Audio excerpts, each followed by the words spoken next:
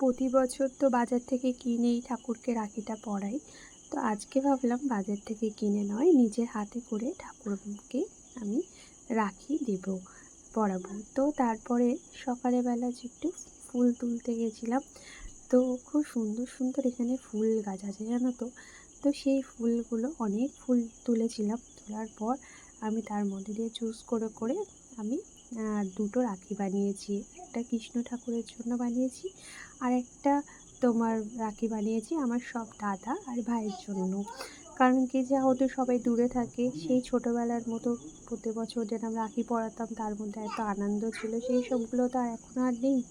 তো দূর থেকেই তাদের নাম করে রাখি একটা বানিয়ে ঠাকুরকে পরিয়ে দিই। আর যখনই বাড়ি যাই তখন হয়তো ভাই দাদাদের সাথে দেখা হয়। একটা ভাই আছে, ভাইয়ের সাথে হয়তো দেখা হয়ই না বছর পর বছর, সেও যাতে দূরে থাকে, তো সেজন্য একসময় টাইমও হয় না। দেখো, কথা বলতে বলতে তোমাদের সাথে রাখিটা কিন্তু আমার বানানো হয়ে গেছে। দুটো সুন্দর রাখি বানিয়েছি। তোমরাও কিন্তু এভাবে বেশ ট্রাই করতে পারো, বেশ সুন্দর লেগেছে। আর যদি ভালো লেগে থাকে অবশ্যই লাইক কমেন্ট করার অনুরোধ রইল। সবাই খুব ভালো থাকো, সুস্থ থাকো।